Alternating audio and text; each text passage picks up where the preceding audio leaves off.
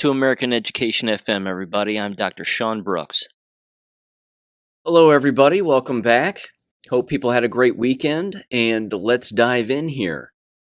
A great deal of education things going on, the continuing collapse per usual, lots of different signs that this is continuing to happen, and more jab-related stuff to bring up also, which, again, is becoming harder and harder to hide, in particular among K-12 students who are feeling the ill effects of this, along, of course, with university students, and frankly, anybody who engaged in this. We even had recently a news anchor from Tulsa, Oklahoma, who started to have the beginning effects of a stroke, so to speak, on air.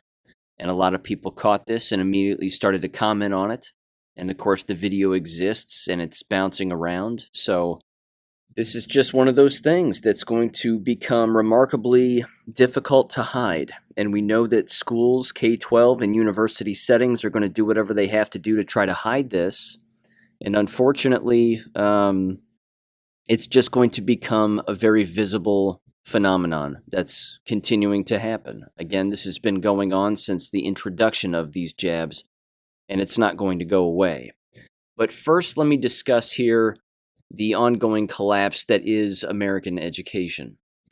This was tossed to me by a listener. Very interesting because, again, this is another patch job on a failing system.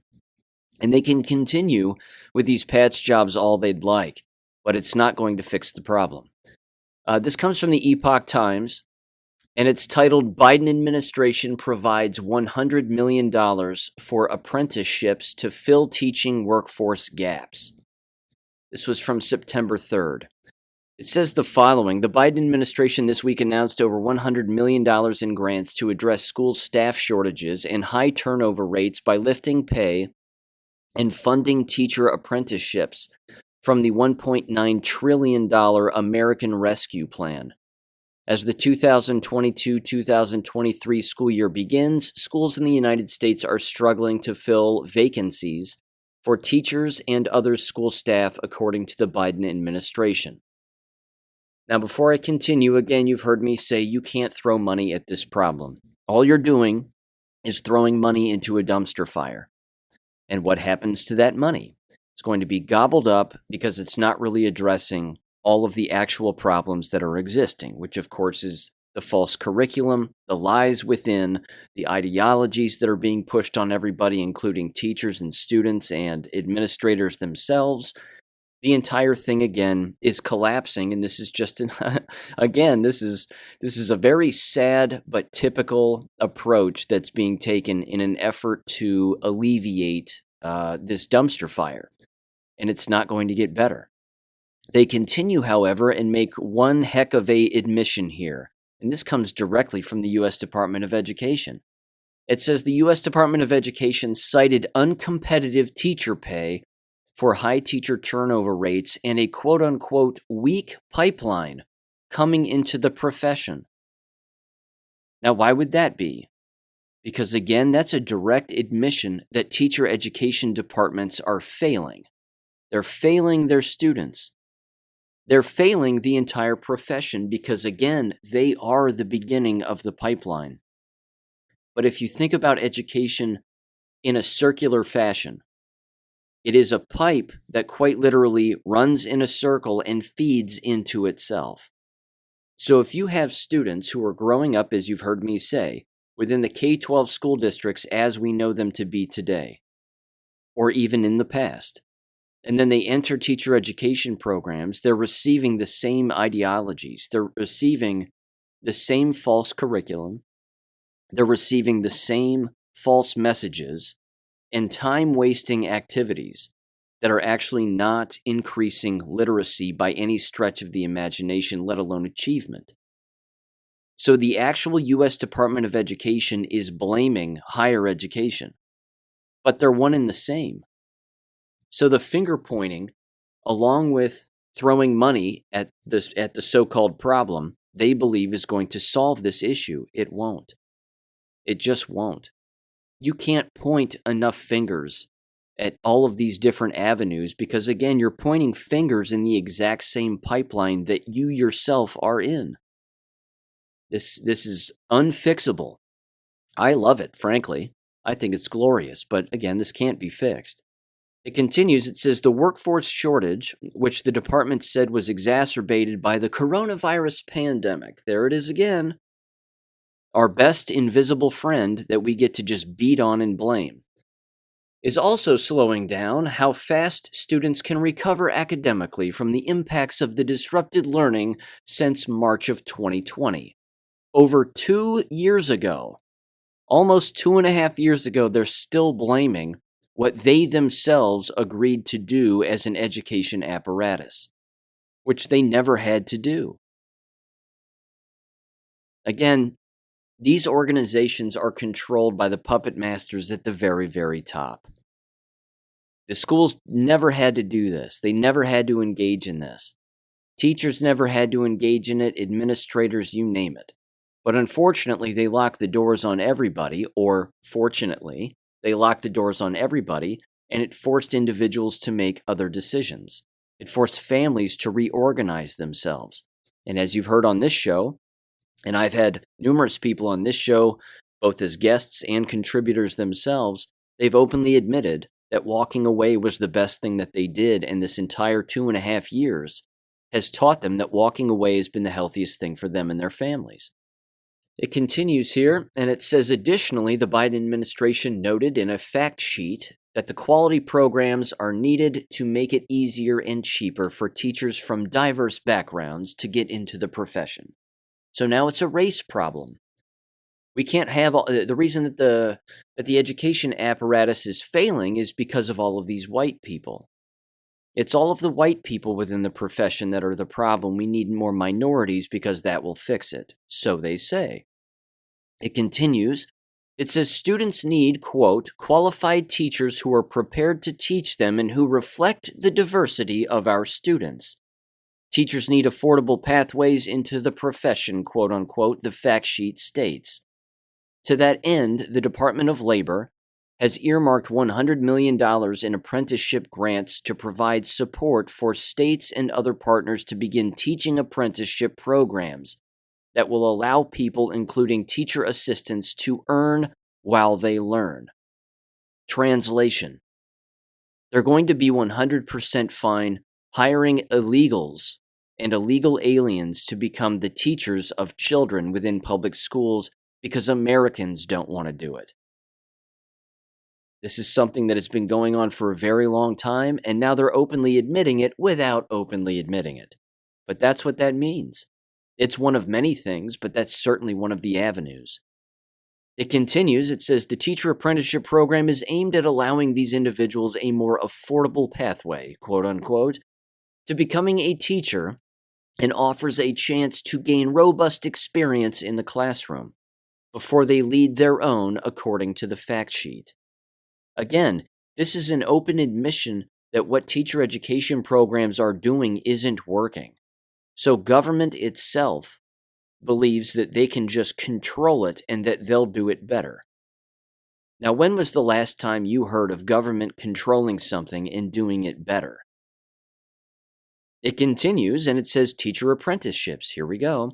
Secretary of Labor Marty Walsh said Wednesday that he and Education Secretary Miguel Cardona have encouraged governors and district leaders to fund the apprenticeships from the $130 billion in the ARP earmarked for K-12 schools. Quote, too many schools struggle to fill vacancies for qualified teachers and other critical school professionals like bus drivers, nurses, and mental health professionals. Addressing this issue is critical to our communities and future, Walsh said on Twitter. Walsh said he wants the funds to go toward paying teachers a livable and competitive wage and to adding programs that prepare and support teachers for their jobs. Students need qualified teachers. Teachers need affordable pathways into the profession, Walsh said. Walsh said that unions and state organizations are expanding registered teacher apprenticeship programs, teaching residencies, and quote-unquote grow your own programs in a bid to achieve the goal. I gotta tell you, This is a dead horse and just a washcloth that I have wrung dry time and time again. And if you're hearing this and you're saying to yourself, this doesn't sound new, Sean's brought this up on the show millions of times. He's pointed out how this is a failing program. There's no way that this will work. Then, ladies and gentlemen, pat yourself on the back because you're ahead of the curve. You're ahead of the curve. You know that this is failing. You know that all of these patch jobs will not work. The grow your own programs fail. They fail. There is no correlation that can be made between a grow your own teacher education program at the K-12 level that the K-12 districts themselves create as a workaround for individuals who don't have a bachelor's degree in education and have never student taught formally through the university system, and actual teacher retention. There's no comparison between the two, and they haven't compared the two, because it doesn't matter where they get the degree, the teacher turnover rate is remarkably high. And the reason that money never works, higher pay, whatever it may be, is ultimately the individual in their own soul is not driven by money. You can make a person so miserable and pay them more and more and more on a daily basis that once they become so miserable with what they're seeing within the environment and what they're personally experiencing, they won't care about money anymore. It could even be an individual who once lived their entire life or their whole career believing that money was the root of all happiness. As we know here, that is not the case. I've had money before, and I've had absolutely nothing. And I can tell you that money has nothing to do with happiness. Not a thing. But this is what government believes. Government is trying to tell people that more money, in particular for minority teachers, is going to solve the problem. That's like, again, throwing hamburgers at the problem and saying hamburgers will fix this. What we need are more hamburgers. It makes no sense whatsoever. This wraps up and continues, unfortunately, and it says the following, quote, talent recruitment companies and job platforms like Indeed, Handshake, and ZipRecruiter are also getting involved. Indeed will launch virtual hiring fairs, and ZipRecruiter will allow job postings for free. Handshake will host a nationwide virtual event to help undergraduate students learn about pathways into teaching. Oh my God. This is so funny because they even believe that undergraduates who aren't in teacher education as a major will want to be school teachers. That's ludicrous. If an individual is receiving a business degree, a management degree, an engineering degree, they are not going to find themselves into a K-12 school district unless they consider it to be a last resort to keep a roof over their head and food in their mouths. That's about how that works. It wraps up and says, quote, the $130 billion in President Joe Biden's American Rescue Plan directed to the nation's K-12 schools have allowed school districts across the country to invest in teacher pipeline programs, increase compensation for teachers, and hire more professionals across the education workforce, the fact sheet states.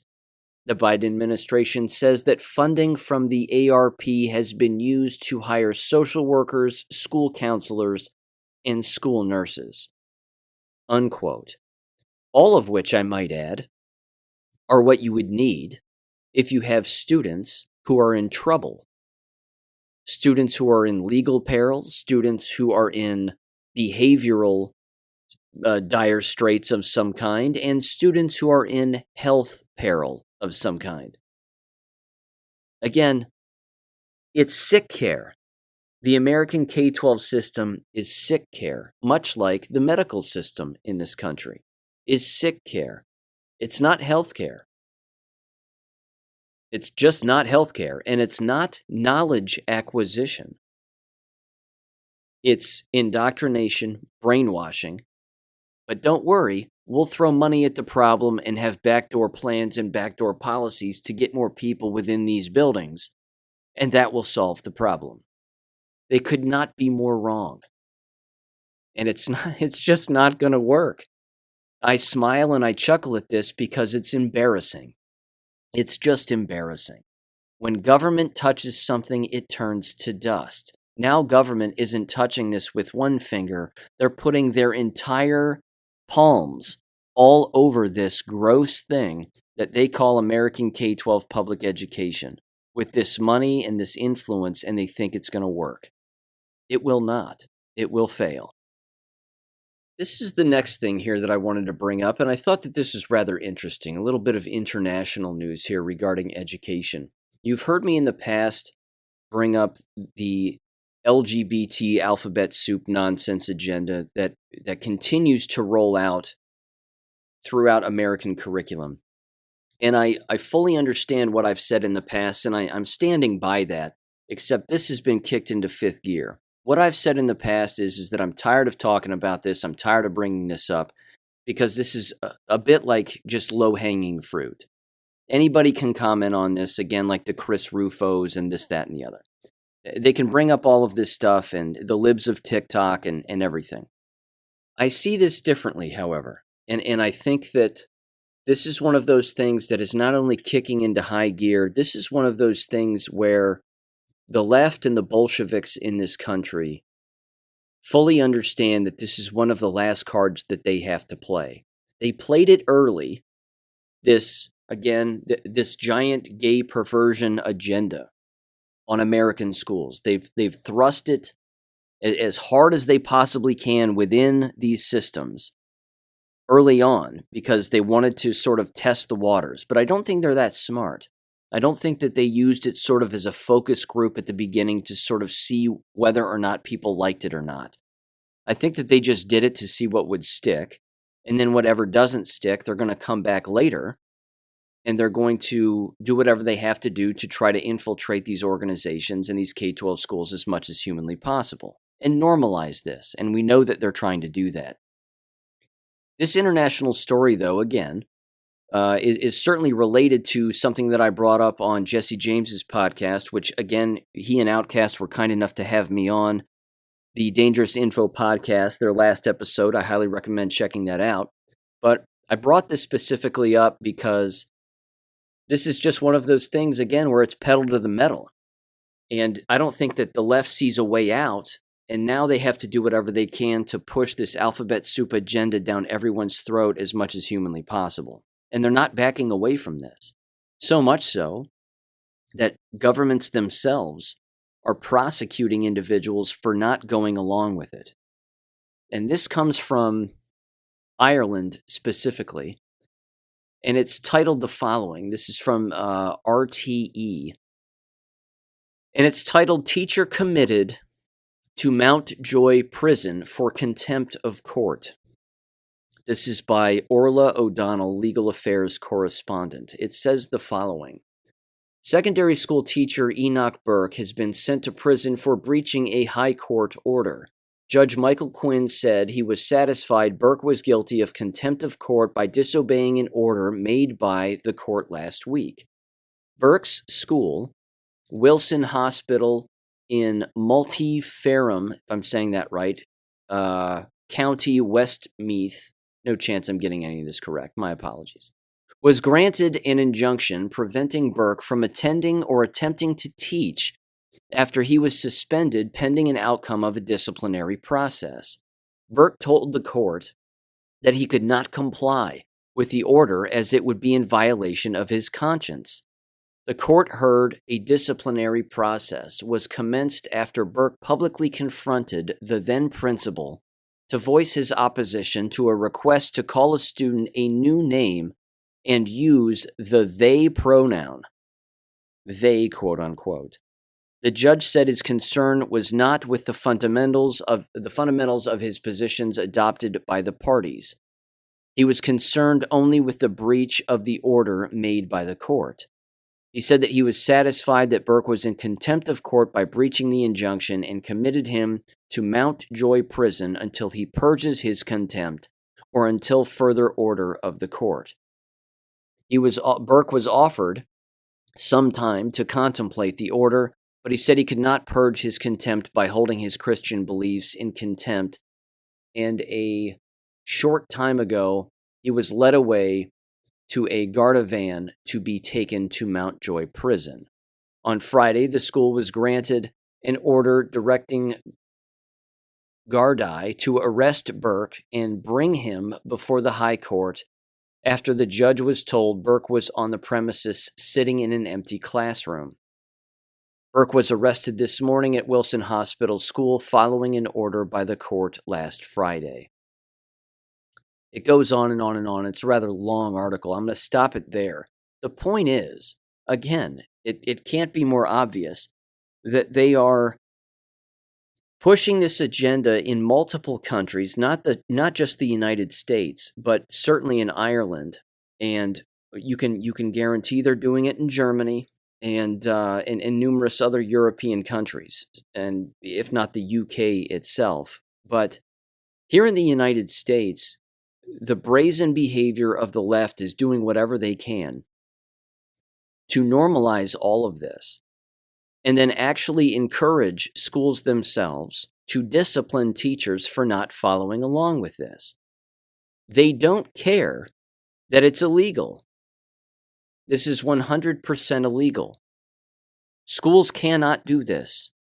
You cannot discipline teachers or even students for not using these pretend words that people want to be called or addressed as. Endless court cases have existed, and endless school districts and individuals who work within themselves have lost these lawsuits in the tune of tens of thousands, if not hundreds of thousands, if not millions of dollars, as a result of not wanting to play along with this because we have First Amendment rights. And again, I brought up a lot of this on the Dangerous Info podcast, but there's also, again, just to refresh everybody's mind, there was that story from Shawnee State University, if I'm not mistaken, in South Central Ohio, where, again, years ago, a professor was cut loose because he wouldn't play ball regarding all of this LGBT pronoun agenda. And the university cut him loose. Well, that professor won in court a lot of money. But the left doesn't care, because the left is assuming that these individuals who won't play ball aren't going to lawyer up, let alone know that there's already legal precedent regarding the First Amendment in endless cases that you cannot do this. Remember the Oberlin College story that I brought up, where Oberlin College themselves was engaging in these defamatory tactics against an ice cream shop that had existed in the town and was family run for decades. And what did they do? They all gathered outside with the, again, full support of the college themselves, calling them racist because they wouldn't bake a gay cake or something along those lines. Again, Oberlin College had to pay these individuals, this family who owns the bakery, Gibson's Bakery, if I'm not mistaken, or Gibson's Cakes, something along those lines, if memory serves, in the tune of tens of millions of dollars. Tens of millions of dollars. Again, the number 90 is in my head, that it was like 90 million or 60 million or something like that. These universities and colleges don't have this money. But they aren't learning because they're deranged. They're double, triple jabbed, and they're full-blown deranged. They're doing what the leftist puppet masters, so to speak, would have them do. And they're not learning from their previous mistakes. But fortunately, here in Ohio, as again I brought up on the Dangerous Info podcast, have passed a law where basically they are specifically reminding colleges and universities you cannot stifle free speech on your campuses. You cannot do it. It's completely against the law. However, this brings up a larger problem, which you've heard me mention in the past. They're creating laws on top of already existing laws that are supposed to be followed by everybody all the time. The First Amendment exists. It's the law of the land, allegedly. As a result, why would you have to make another law on top of the First Amendment that states that free speech is a real thing and you cannot squash it? Because if you do, you're in violation of the First Amendment. It's like all these Second Amendment laws on top of the Second Amendment. It drives me up the wall. What's so hard for shall not be infringed to be understood by people? What is it that they don't get? Just like freedom of speech here in the United States. What is it that they don't understand? So, again, this is the brazen behavior of the left, even internationally. Again, I feel terrible for this person, but they're, this Burke individual in Ireland, but they're sticking to their guns, and God bless them for doing it, because they're 100% right. They're not going to play the pretend name game that the leftist Bolsheviks want individuals to play, because it's ludicrous, it's pretend, it's make-believe, and it's made up. When we start playing the games of the insane, what does that make us? It makes us insane. And this is just one example of a person who is not insane and will not play that game. And again, God bless him for doing it. God bless him. Now here's the next story. And this, of course, has to do with Muriel Bowser, the alleged accessory to murder of Seth Rich, mayor of Washington, D.C., wants all of the school children in Washington, D.C. to be vaccinated, and certainly by January, this upcoming January, or else they will be cut off of school completely. Now, I mentioned this in the past, and it was my understanding that a judge ruled that she can't do this. But it seems that they're pushing forward anyway, at least based on this current article here from Natural News, which was from Monday. It says the following: Wuhan coronavirus COVID-19 vaccines are still being forced on children in the nation's capital who will not be allowed to attend public school this fall unless they get their Fauci ouchie. It says the following: Mayor Muriel Bowser of Washington, D.C., which is comprised of mostly black children within its school system, announced that unvaccinated students will be banned from both the classroom and from remote learning by January 3rd. Of 2023, unless a child shows proof of injection within that time frame. He or she will be forced to the back of the education bus, so to speak. And then it says, related, earlier this year, Bowser asked D.C. residents to voluntarily ration their food purchases to help the supply chain. According to official city data, nearly half of all black children aged 12 to 17 are unvaccinated, which means there are going to be a lot of black children in D.C. who will be kicked out of the classroom and forced into the streets, or onto the streets, I guess. It continues, it says they will go to school on Monday, Bowser said, but they need to get their vaccinations and their families will be alerted as to the dates. The Office of the State Superintendent of Education for D.C. announced that all students will need to show their jab certificate by January 3rd of the new year, or they will not be allowed to attend school or school activities until the immunization certification is secured by the school. If the student does not come into compliance within a 20-school-day period, the school must remove the student from school until the immunization certification is secured by the school, the office said, citing the original 20-day plan that has now been postponed to early next year. I believe it's been postponed because a judge got a hold of it and said, "What on earth are you doing? You can't possibly do this." Again, this is emergency use authorization of a bioweapon. They're purposefully trying to kill all of these individuals. This is a knowing activity now. This is it, okay? This is knowingly. You cannot avoid the facts of these jabs. They're killing people who take them immediately and then years after the fact. They want them dead. And this right here is next to unbelievable, although it's not, because it's been going on for the last year and a half now. Do this or else. Take the jabs or else. Now, of course, what are they doing? We want you to come to our terrible school systems fully jabbed with something that's going to sterilize you permanently, make you barren, and kill you. And if you don't do that and inject this into your body, well, you can't attend our terrible indoctrination schools. Gee, what a choice to make. The choices are so tough here, I have no idea which to pick. Again, these individuals who have no idea that online homeschooling exists is astounding to me.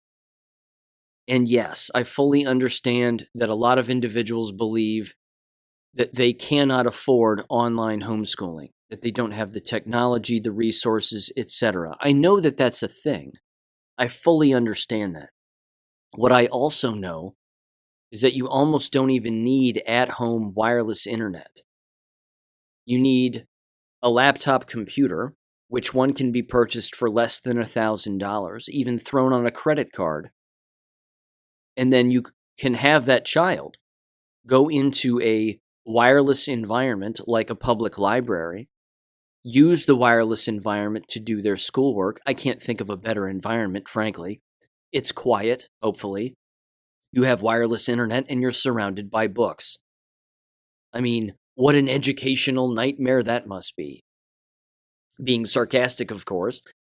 I mean, it can't be a healthier, more quiet, sound environment to learn in. And in particular, the way that many libraries are designed today, assuming, of course, that some drag queen isn't going to be giving them a lap dance in the middle of their instruction.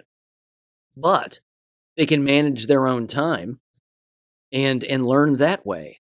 So again, these statistics that these families and these individuals will consistently throw out when they say, well, this percentage of homes don't have wireless at-home internet. Okay. Go somewhere where there is internet, and there are libraries all throughout DC. Again, I'm not saying it's easy with for everyone, transportation, etc. But there are other options. You just have to think outside of the box. This nightmarish article continues, and it says, quote, when asked specifically about remote learning for unvaccinated children, Bowser struck down the notion by declaring that we're, quote, not offering remote learning for children, and families will need to comply with what is necessary to come to school. Ladies and gentlemen, this is the world's deadliest game of chicken that I've ever heard of in my life. They're playing chicken with children's lives here. And all these families have to do, and all these children have to do, is not comply. That's it. They're not going to jail all of these children for non-compliance. They're not going to put them into juvenile detention for truancy. They aren't going to do that. There are other options. Government is putting their boot on the face of these families and these children. That's exactly what this is. It can't get clearer. Come here again and do what we tell you to do with the deadly poison coursing through your veins, or else. Or else what? It continues, it says, as of writing this, 47% of black children aged 12 to 15 within the district have not received any Fauci flu shots. In the 16 to 17 age demographic, about 42% are unvaccinated. Well, that's the 42% that's going to survive. In an August 25 press release, DC Public Schools explained that the coronavirus immunization for school students and early childhood workers Amendment Act of 2021, which the council passed the same year, requires all children to roll up their sleeves in order to get an education. Oh, they're going to get an education, all right. Including those who attend private school, it says. Not only do the students have to be jabbed in order to learn, but they also need to provide proof of a negative COVID-19 test result before the start of the school year.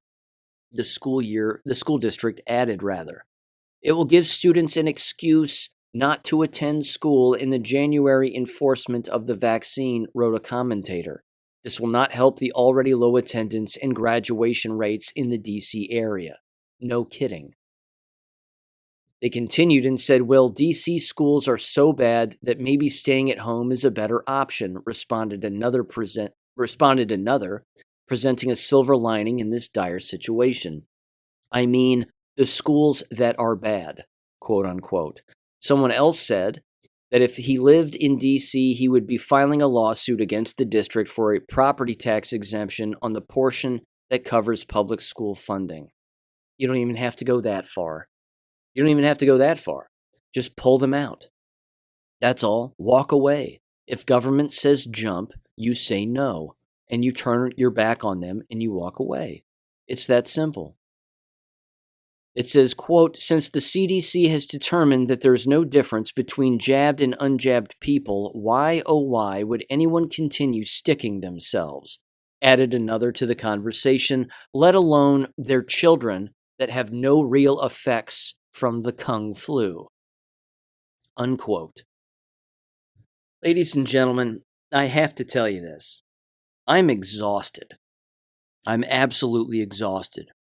This is exhausting me on a day in and day out basis. The enemy is showing their hand here, and yet the brainwashing is so thick that people are actually complying with what I just read. And people will comply. They will quite literally kill their own children in an effort to send them to an education system that's going to get them killed with the false information and indoctrination anyway. It's that meme of seemingly two separate tunnels that look like you're picking two separate things or making two separate decisions, and yet on the other side of both of those tunnels is just the same tunnel. It's the illusion of choice here. There's no choice to be made. The choice is clear. Send them again to this institution where they'll die, or keep them alive for a very long time and give them other options where heaven forbid they actually think as an individual on their own. Blows me away. It blows me away that the mainstream media isn't consistently bringing this up. If people can't see this for the genocide that it is, then they've already participated in it, which means they're already the victim of it, whether they know it or not. Speaking of that, along the jab-related avenue here, excuse me, and I'll continue because it's not getting better with these quote-unquote student athletes that are becoming remarkably ill and even dropping dead. This was tossed to me by Cicely from New Mexico, and it's titled, New Mexico Teams Rally for Hospitalized Football Player. It says an Oregon Mountain football player celebrate their win during a game on Thursday, September 1st at the Field Dreams in Las Cruces, New Mexico. Abraham Romero, the Oregon Mountain High School football player who collapsed on the field during an August 26th game, remains in a medically induced coma. It's probably not because he was overworking himself on the field or became exhausted from drinking too much Gatorade. I'm certain that's not it. We know what this is about. And again, this was from the Associated Press ultimately. But isn't it interesting that they're not bringing up any of this? How unfortunate it is. It was an unforeseen health issue. I can't believe this is happening. What a surprise. Next story, and then they're right on to the very next thing. It's incredible. Absolutely incredible. That brings me to this, which is back to the education avenue. And this was something that I think is very interesting. In fact, it got the wheels turning in my mind as to why this might happen. But a guest who I had on the program by the name of Steve, and he's been on SGT Report and a number of other shows, listens to the podcast and contributes from time to time, and I greatly appreciate it. He and his wife have decided to move from Ohio and ultimately homeschool their children. which is an exquisite idea. And God bless him for doing it. He sent me a text message the other day that I thought was very interesting. And again, it got me thinking. He said that a friend of his texted him who still attends a K-12 public school system. And he said that during this open house, so to speak, the administrator was pressing the parents to tell the administration and the teachers as much as humanly possible about their children. And again, I wasn't there, of course, so I certainly don't know the entire context, but he said that his friend thought that it was rather odd that an administrator would be so adamant about wanting to know all of the ins and outs of what goes on with these parents' children, and why on earth would the school want to know such a thing? Honestly, I thought about it for less than 60 seconds, and my first initial reaction to that was, if you take the low enrollment that exists in American K-12 schools, you combine that with a lack of money that's filtering into these systems. What is it that administrators and school districts can do to increase the cash flow from the state level when it comes to the students that are still attending these buildings and are already there? And the immediate answer I came up with is you have to do whatever you can to convince parents that their own child is a special education child.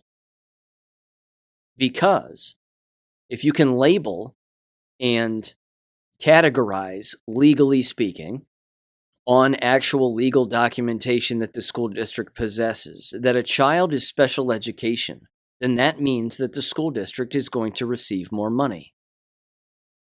That, of course, means that those special education classes are going to increase. But what have you heard on this show also? You've also heard me bring up that endless K-12 school districts, in particular teacher education programs, are constantly commenting about how the students coming out of these teacher education programs are not certified in special education, and that they want more teachers to be certified in special education. They want them to have formal certification that says they can teach special ed. At the same time, however, you have teacher education professors who are pushing special education certification on their students. Now, why are they doing that? They can get more money from the undergraduates also because, again, they're potentially in school just a little bit longer, seeking out special education certification. But could it be that American K-12 schools want more special education teachers because they're planning on reevaluating the parameters that define what special education actually is in an effort to get more money because less students are showing up? Do you see this long scheme that is at play here? This is totally conceivable to me. Beyond plausible. I mean, this is a high probability that this is the motive here. Again, there could be other motives. As I told Steve in a response, I said, what I just explained there is certainly one major motive that could be taking place. The other is that as a school district, they don't want to be surprised with particular behavior or any medical issues, and so the school wants to know all of these things. I wouldn't go so far as to say that it's data mining and that they want as much data on these students as humanly possible. I know that happens, and that's clearly a thing. But I think there's a more nefarious hidden agenda here that administrators clearly are not going to divulge. Because as I've even brought up and told countless stories about here on this show, once you get a student on special education paperwork, it is next to impossible to get them off of it. Why is that the case? Because there's a giant price tag attached to their ear now, where they know as a school system that they're going to receive more money because they have more special education students under their roof. And they don't want that cattle to get away. They don't want that price tag to come off of that cow, that cash cow, so to speak. They need that tag on there from K through 12. Because if they do, again, they've got them right where they want them. Which then begs the further question, which I alluded to again on the Dangerous Info podcast, is that if you take a 30,000-foot view, not just of the current situation, but further down the line, and you can project further down the line and make some predictions as to what's going to occur, it is within the realm of a possibility that American K-12 schools will solely be teaching those that are categorized as special education. There's already a giant dividing line that has been existing in K-12 education for the purposes of money. Talented and gifted on one side, which are, again, typically the straight A students, the overachievers, so to speak, the parents who push their kids. They want their children to be, quote unquote, challenged in the classroom because the mainstream classes aren't cutting it for them, so they think. And then on the other end of that radical spectrum, you have special education. Now, both of those avenues are money makers. More talented and gifted, more money. More special education, more money. Which means they're not really making much on the mainstream, quote-unquote, average students who are doing enough to get by and succeeding and doing just fine. They need paperwork on these students in one avenue or another to keep the money flow and the revenue coming in. Their only other option, which is coming up this November, are school levies. And it would be asinine for anybody to vote for these.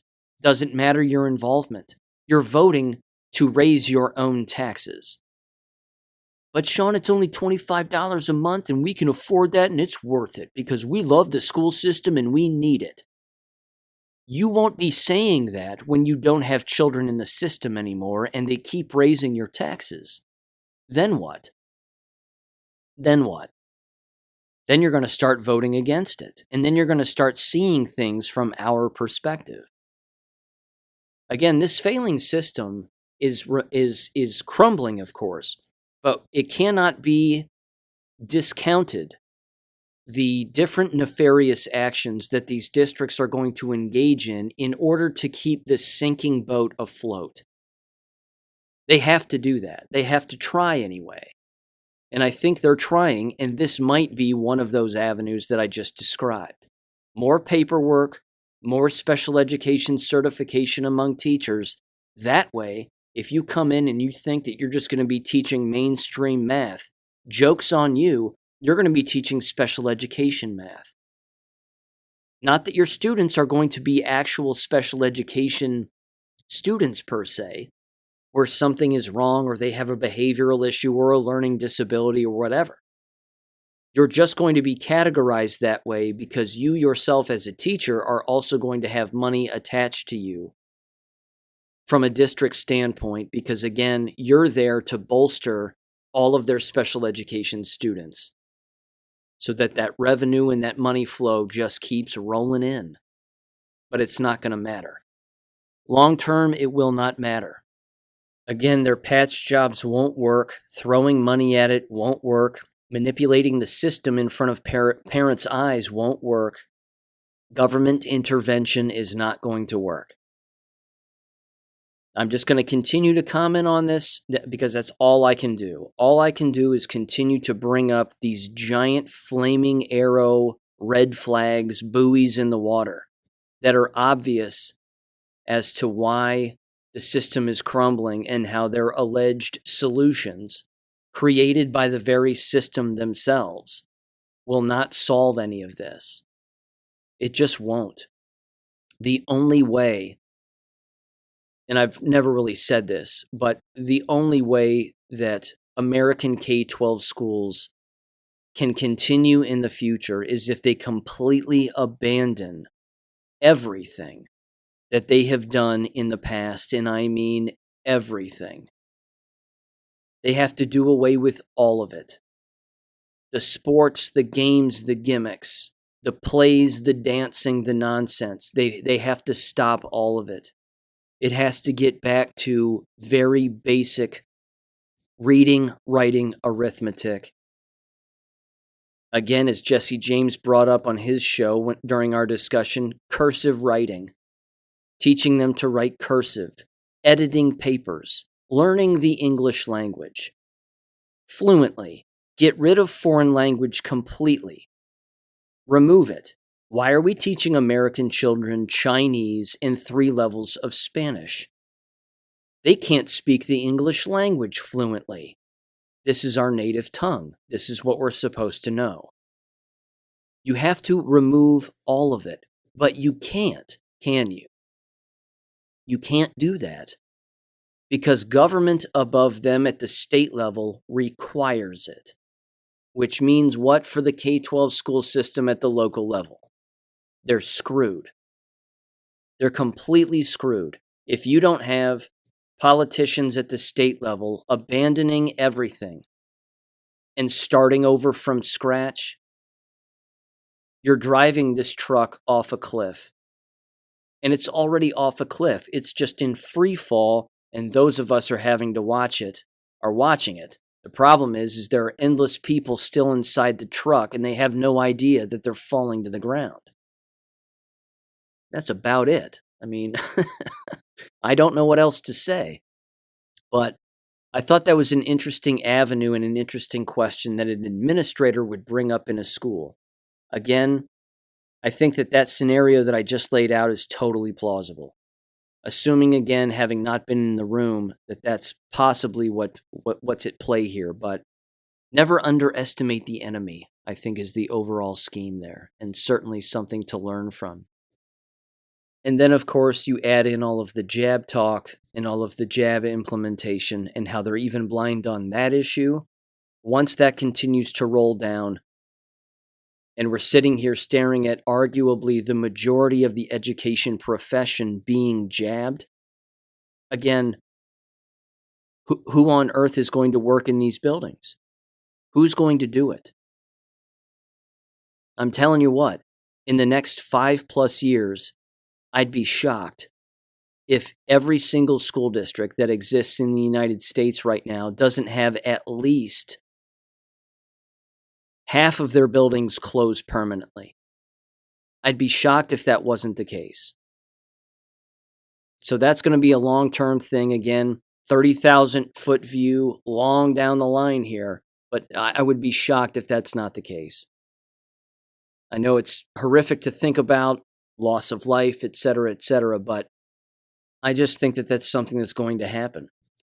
I do want to play 2 pieces of audio here to wrap this up. One comes from Fox News, where Ron DeSantis is being questioned and being asked to discuss, basically, again, some of his tactics and motives regarding the schools in Florida. And I want to bounce in and out of this audio and make a few comments along the way. So here's Ron DeSantis on Fox News. Give this a listen.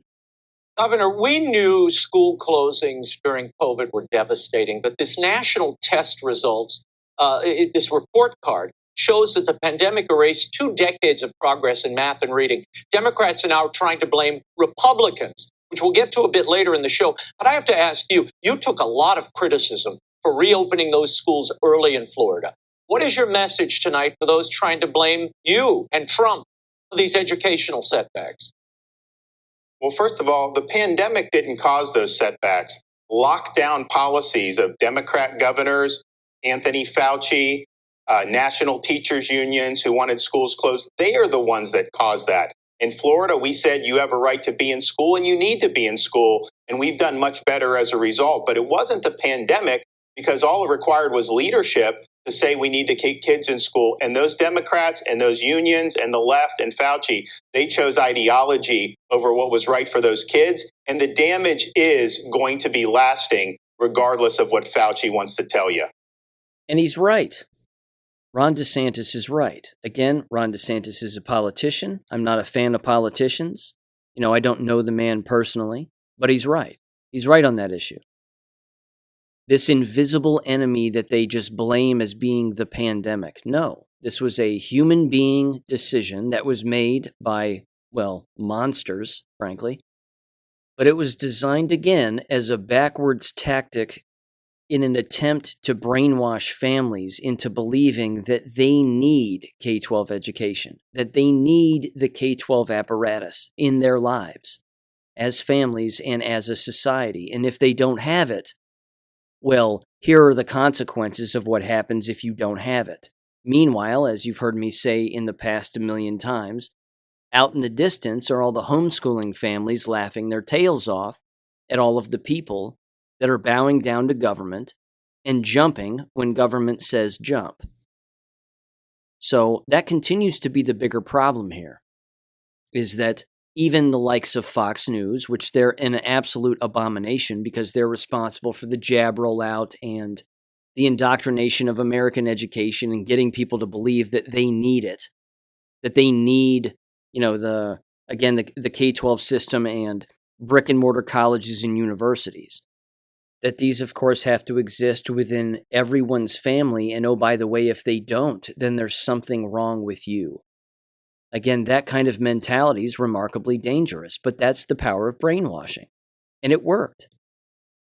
But it didn't work for many.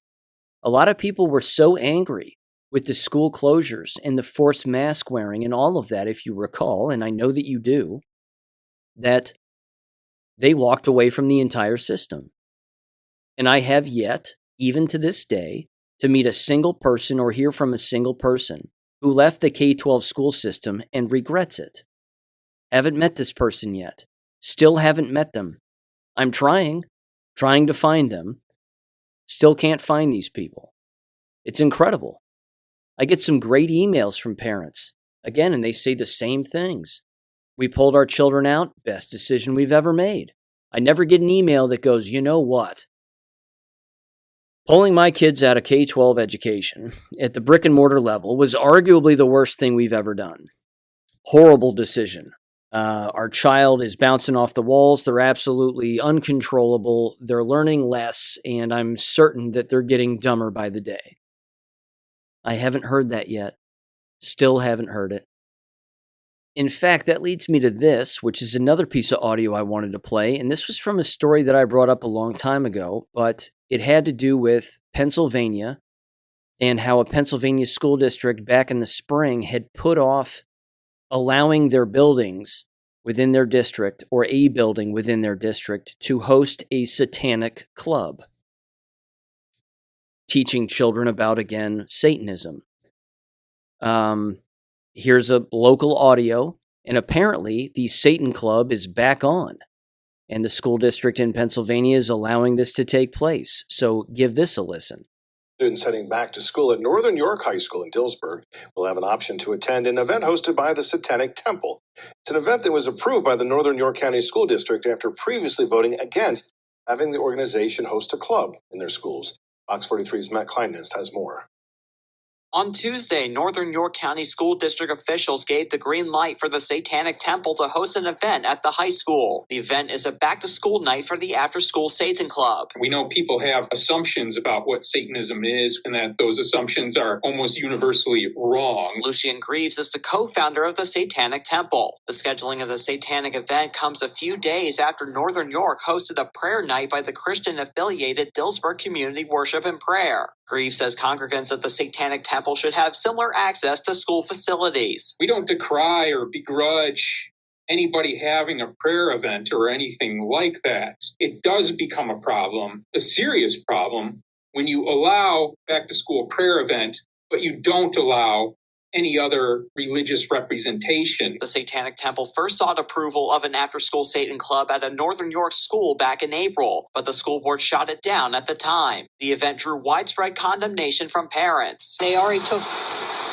God out of schools, but now they're going to allow Satan in. It's just crazy. Anything that has to deal with worshiping Satan is bad news. Greaves says parents should view the event as people expressing their right of religious freedom. We're talking about upholding fundamental pillars of democracy in the First Amendment. Northern York County School District released a statement about the event, saying that it doesn't endorse the activity of outside organizations that rent the facilities. Matt Kleinden's Fox 43 News. It's not about religious freedom. It's not about the First Amendment. That's not what it is. It's not, well, they had a prayer meeting for Jesus Christ one day, so a Satan club is now allowed to take place within the same school district, within the same school, because, religious freedom. No. This is because members of the school board allowed it. It's not some invisible phenomenon that just takes place and boom, bam, the policy is there. These are human beings making these decisions and implementing this. Again, these parents complaining about it and still sending their children boggles the mind. It just bends my mind in multiple directions. Why on earth would they continue to send their children to these environments? The moment that happened, that should be your indicator that this is a slippery slope and that the people who are in charge are not interested in your child's well-being. Yes, it's an after-school program. I fully get that. Still has no place on school grounds whatsoever. None. Zero. But once these satanic groups, so to speak, and these individuals that worship Satan, once they start doing this and they make these inroads, I'm telling you, you give them an inch, they'll take a mile. The next thing you'll know, they will find themselves at the state level, talking to legislators, doing what they can to make it commonplace that school districts have to offer this kind of thing on their property. And then what? What then? Again, the giant theme here for me is that it's all about brainwashing, but ultimately an individual or a family simply, well, not simply, but certainly learning to change their entire mind frame and dimension of thinking and wavelength. This has to happen for the safety of future generations and current generations. It has to happen because you'll consistently hear of parents saying, well, a lot of people are complaining about the education system, but they're not providing any solutions. Ladies and gentlemen, this show is all about solutions, and the largest solution is waking up to the realities of what goes on in the world that we live in. Of course, here with this show, it's education, medical, etc. And then, of course, acting on all of that. Then you have to act on it. You can't just learn information and then not act on it. You have to act on it eventually. And self-governance, walking away, non-compliance, and a complete abandonment of the system as you know it is the solution. But it has to be one step at a time. It just has to be one step at a time. As I was recording this, actually, Jesse James tossed me a text message from the Dangerous Info podcast again. And he said, an individual texted him and said that they were looking forward to listening to the episode and that they hope that solutions are provided because, again, a lot of parents are sending their children to schools because they have nowhere else to send them. That right there, that comment, again, from that listener, proves my point. That they themselves aren't changing their mind frame. That if you're using the K-12 apparatus as daycare, you're using it for the wrong reason. Government should never be the daycare of your child. Government should never be the parent. Not ever. So a family and an individual first has to change their mind frame, which means, based on that comment alone, that proves to me that that individual has more to learn about what's really going on within these school systems.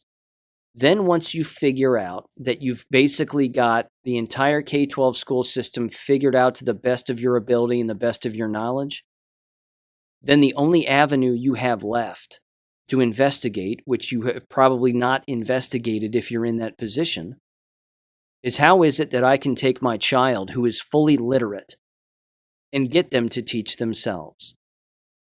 That requires, of course, an investigation of programs like Abeka.com.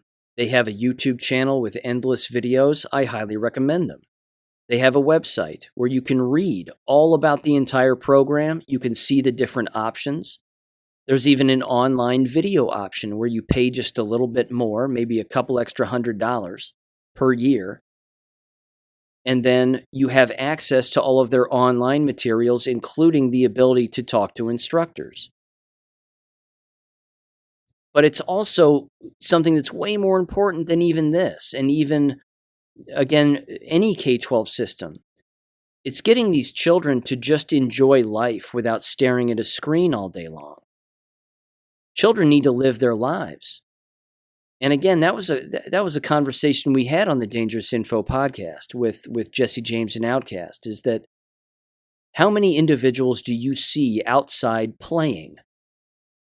How many children do you see consistently outside doing things outside, weather permitting? Or are they staring at a screen all day long, lying on their back?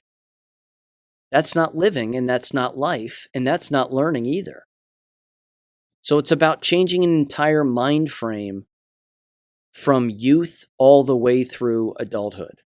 And trust me, that's not done overnight. That takes time. But it takes time, dedication, and being open-minded about changing the way that yourself as an individual operates, and then you as a family operate. Because again, as I've said, what's on the other side of that hill is greener grass and a bluer sky, the likes of which you can't possibly imagine. And it's going to be beneficial for everyone, both in the short and long term. And again, if you're a parent, you're the one that gets to decide, not the child. So with that said, ladies and gentlemen, I'll catch you on Friday. Take care. Thank you for listening to American Education FM. Make sure and check out AmericanEducationFM.com for more information. Take care and God bless.